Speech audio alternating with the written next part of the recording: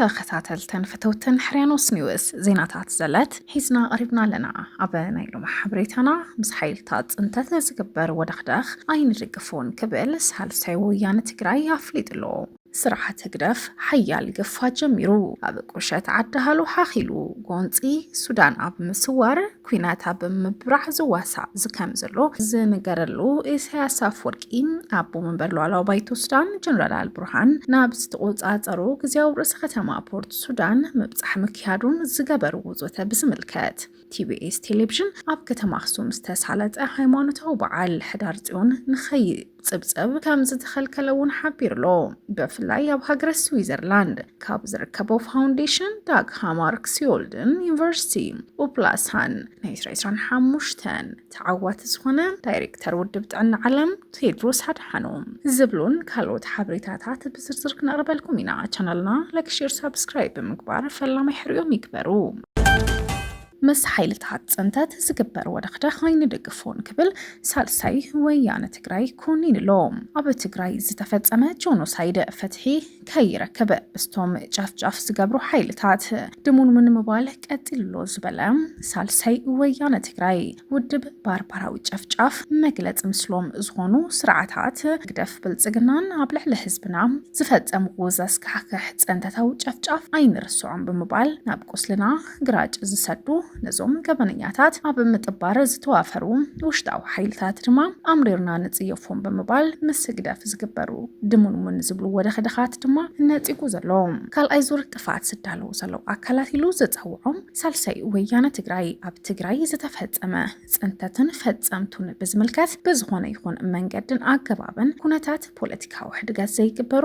ቀይሕ መስመር ምዃኑ እዩ ኣሚኑ ምስ ሓይልታት ጽንተት ዝግበር ወደኽዳኽ ዘይንቡር ርክባት ሪሩ ድማ ኾኒኑ ሳልሳይ ወያነ ትግራይ ኣብ ልዕሊ ብሔረ ትግራይ ዝተፈጸመ ጽንተት ተሓታስነት ክህልዎ ፍትሒ ክረጋገጽ ይቃለስ ኣለኹ ዝብል እንትኸውን ብፍላይ ድማ ነዞም ዝቃለሱ ዘለው ውልቀ ሰባትን ትካላትን እናድኡውን ገሊጹ ዘሎ ብሔረ ትግራይ ካብ እንኪላሉን ጥፋትን ዘናግፍ ዝላቕ መፍትሒ ንምብርባር እውን ዕድል ዝፈጥር ብርቱዕ ብሔራዊ መንግስቲ ኣብ መግሃድን ምውናንን ዝተደረኸም ከም ዝኾነን ሓቢሩ ነቲ ኣሳልጡ ዝህብ ብሔራዊ ጉባኤ ክጽዋዕ ድማ ኣብ ዝግበር ቃልሲ ኩሉ ኣብ ጎን ክኸውን እውን ጸዊዑ ዘሎ ስራሕት ህግደፍ ሓያል ገፋ ጀሚሩ ህግደፍ ኣብ ከባቢታት ዓረዛ ቆሓይንን ላዕላይ ጋሽን ካብ ዝሓለፈ ብዝኸፈ መልክዑ መጠነ ሰፊሕ ገፋ ከካይድ መቐናዩ ተፈሊጡ ጉጅለ ህግደፍ ዘካይዱ ዘሎ ናይ መናእስያት ዘነጻጸረ መጠነ ሰፊሕ ገፋ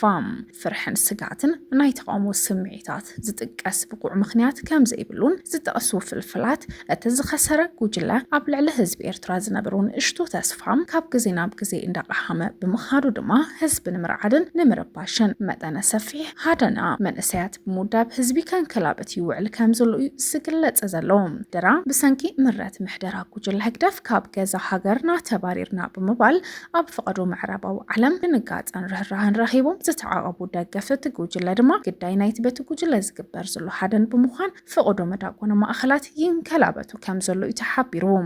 ኣብ ራዕድን ናይ ተቃውሞ ስክፍታታት ወዲቑ ዝርከብ ጉጅለ ህግደፍ ኣቐዲሙ ክገብሮ ካብ ዝጸንሐ ናይ ህደን መስርሕ ብዝተፈላለየ ኣልማማ ናይ ምድን ጓይ ተግባራት ይፍጽም ኣሎ እቶም ውግንና ምስቲ ካብ ገዛ ሃገርና ዘሳደደና ስርዓት እዩ ብምባል ክልተ ሚእታዊ ብምኽፋል ተጣዒስና ብምባል ናብቲ ሃገር ዝኣትዉ ደገፍቲ ኣብ ፍቐዶ ጎድናታት ብዘይ ስክፍታ ሽናዕ ከብሉ ድማ ተራእዮም ኣለዉ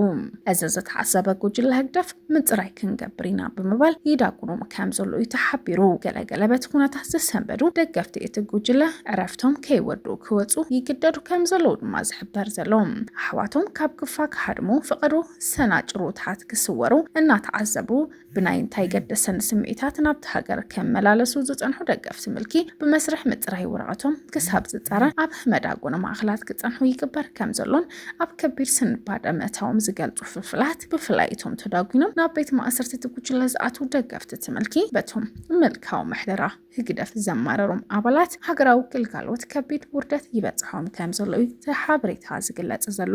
ካብ መጀመር ክራማት ወርሒ ሰንዓት ሒዞም ድማ ብርክስ በሉ ደገፍቲ ተስርዓት ናይ ዕረፍቲ ግዚኦም ንምስትምቃር ናብ ሃገር ክሓቱ ምጥምሖም ትግለጽ ኣብ ሃገር ዝጸንሖም ኩሉ ዓይነት ውድቀት ኣብ ልዕሊ ህዝቢ ወሪዱ ዘሎ ሕሰም ድሕሪ ምዕዛቦም ልክዕ ከም ተሓቡሽቲ ዓዲ ዝነብር ህዝቢ ትሒም ክብሎ ዝስምዑ ብምዃኖም በመጥቃስ ድማ ጉጅለ ህግደፍ ብገፋእ ኣመኽንዮ ክዳጉኖም ካብ ዝጅምርንንዮ ዕረፍቶም ከይዛዘሙ ካብቲ ሃገር ይወፁ ከም ዘለው ድማ ሓበሬታታት ዝጠቕሱ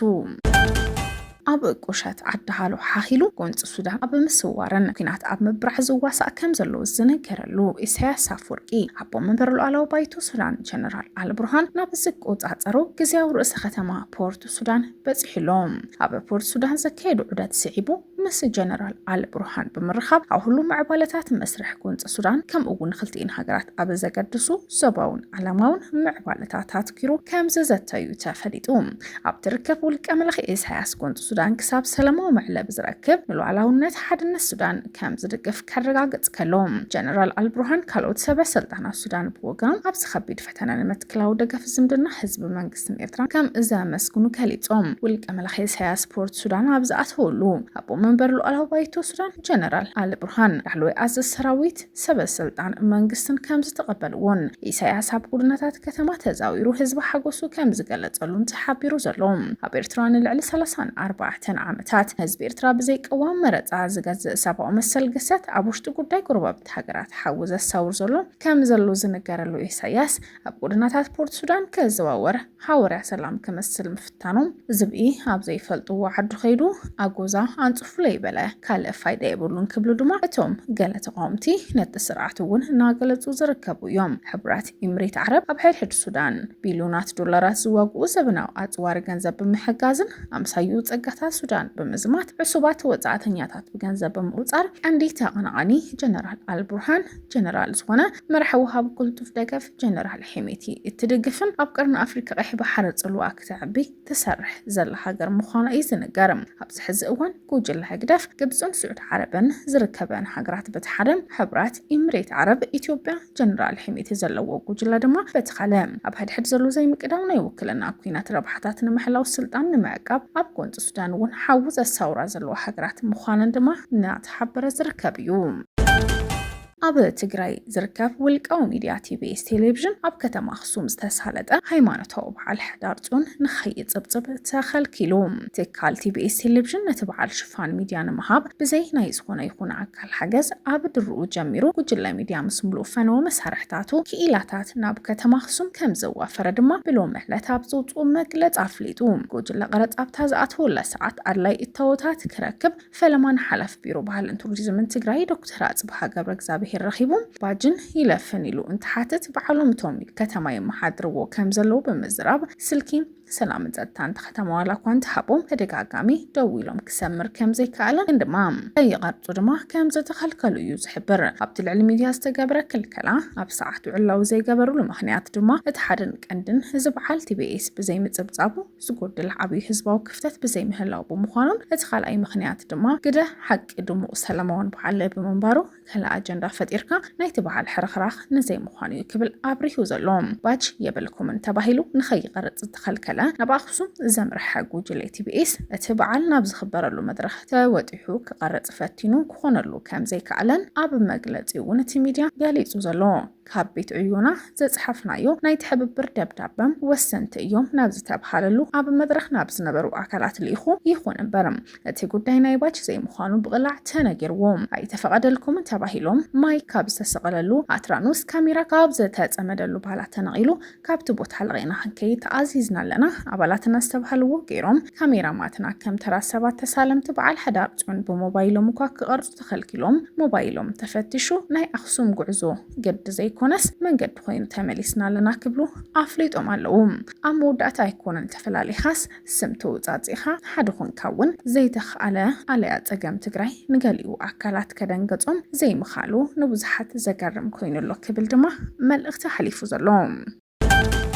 ኣብ ሃገረ ስዊድን ካብ ዝርከቡ ፋውንዴሽን ዳግ ሃማርክ ስዩልንድ ዩኒቨርሲቲ وبسالان ناب إسران حموشتن داق هامارك سيول ممهر تعواتي ميداليا بزبل أفلط وزرخبا دوان وانا دايركتر ودبت عنا علم دكتور تيدروس أدحانوم فاونديشن ندكتور تيدروس أدحانوم أبعودت عنا نزلو ونطوف عوة تاقباراونتن أبين فرس قريب بوزحنتاوي عنا سلام حلوف عواتات هلو تاقامات متى تسفى بزبل صحابات أستمهرو داق هامارك سيول بلوت ممهر بزبل شلي مقولو وانا دايركتر ودبت عنا علم دكتور تيدروس أدحانوم زناي أفلط وشلمات عنا نخلو بزبل تكال ودبت عنا علم كلهم مسارحتي بزكايد وزلو زي تحلل تعري زرخبكو مسكنا نافلطون يخبل دما أمسكينوم تخطاتلتن فتوتن شانلنا نلوم بلس حزنا يوم وانا وزينا حبريتان زيوم يمثلوني روم وانا وحبريتات حزنا كنرحبنا شانلنا لايك شير سابسكرايب بمقبار فلا ما يحريوم يكبرو